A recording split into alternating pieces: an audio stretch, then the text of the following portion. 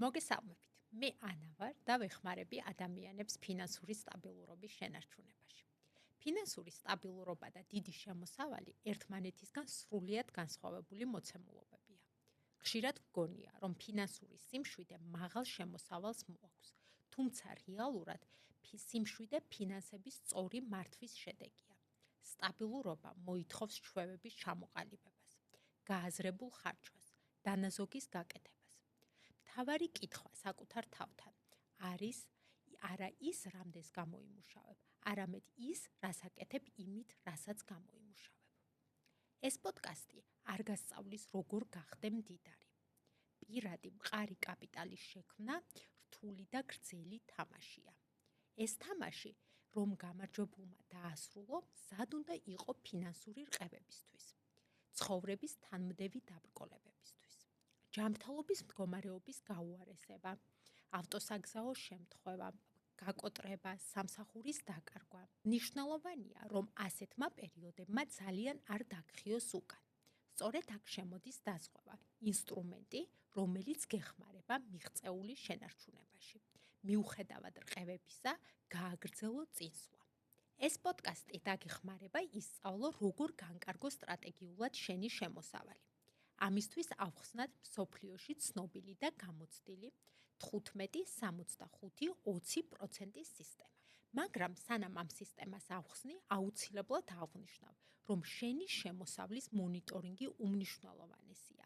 თვეში ერთხელ, ერთი დღე დაუთმე money dates.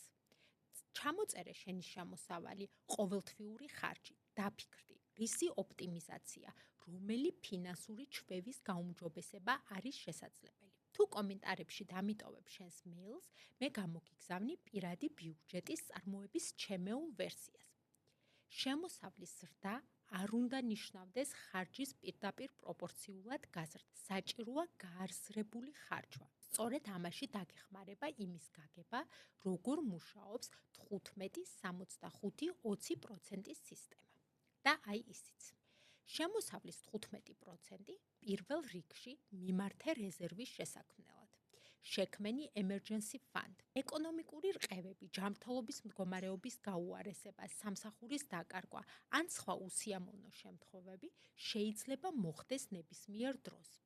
სწორედ ამ დროს emergency fund შეგინარჩუნებს სიმშვიდეს, რომ ფულზე დარდის ნაცვლად მთელი ყურადღება პრობლემის გადაჭრაზე გადაიტანო.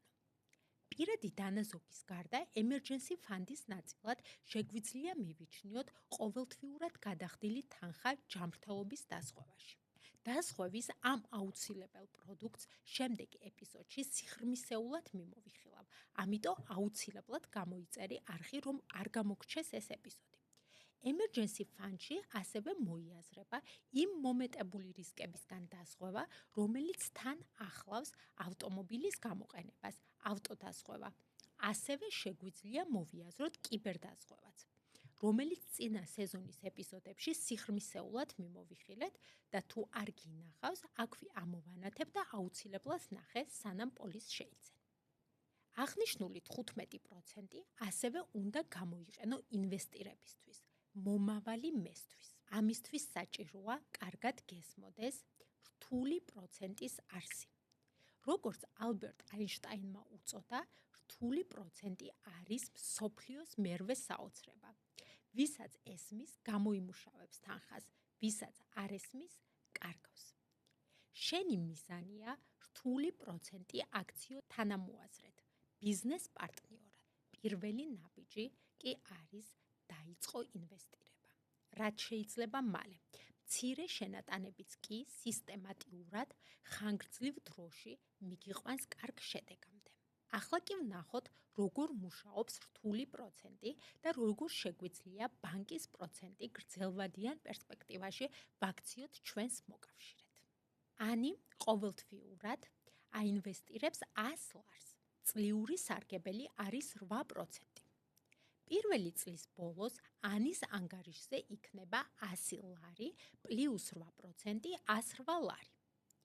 მეორე წელს პროცენტი უკვეერიცხება არა მხოლოდ ანის შეტანილ საწყის 100 ლარს, არამედ მთლიან თანხას 108 ლარს და შედეგი არის 108 პლუს 8%, ანუ 116 ლარი და 64 თეთრი.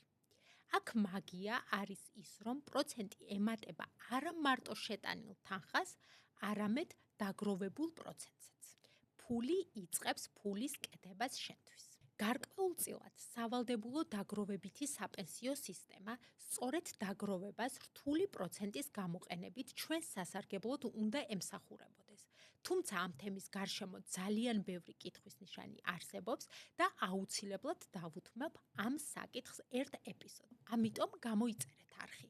ასევე პირად დამოუკიდებელ ინვესტირებაზე შემოგთავაზებთ ცალკე დეტალურ განხილვას. ახლა დავუბრუნდეთ 15-65-20%-ის სისტემას.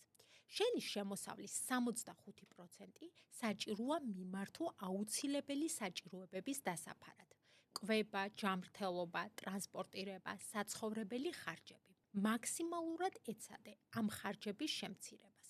გამოთავისუფლებული თანხა გამოიყენე ინვესტირებისთვის, რათა მიზანს გახდე ფინანსურად თავისუფალი, მალე მიაღწიო.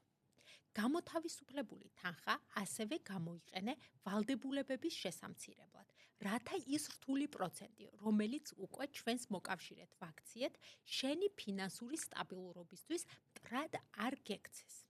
აი როგორ შეიძლება იგივე პროცენტმა იმუშაოს შენ საწინააღმდეგოდ.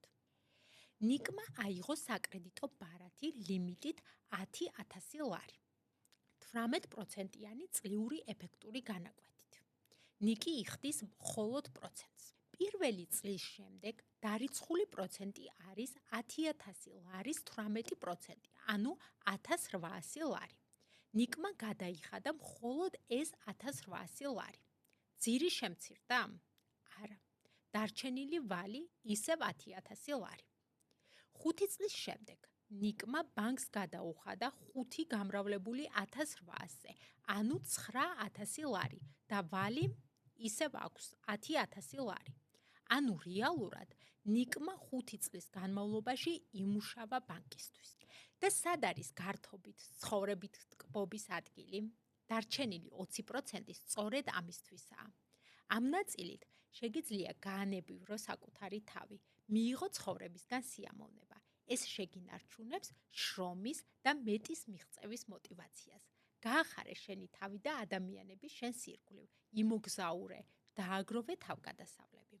უსაფრთხო მოგზაურობაზე და იმაზე, როგორ დაგვეხმარება ამაში სამოგზაურო დაზღვევა, ერთ ცალკე ეპიზოდში დეტალურად ვისაუბრებთ, ასე რომ არ გამოგრჩეს არხის გამოწერა. ეს არის მეითის მომავალი სეზონის პროგრამა მინიმუმი.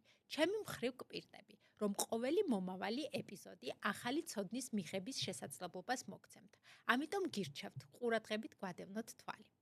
გასულ სეზონს, რაც შეეხება, მინდა გულწრფელი მადლობა გადაგიხადოთ თითოეულ თქვენგანს გამოწერისთვის, კომენტარებისთვის, ლაიქებისთვის, მხარდაჭერისთვის, განსაკუთრებული მადლობა თითოეულ სტუმარს ცოდნის გაზიარებისთვის.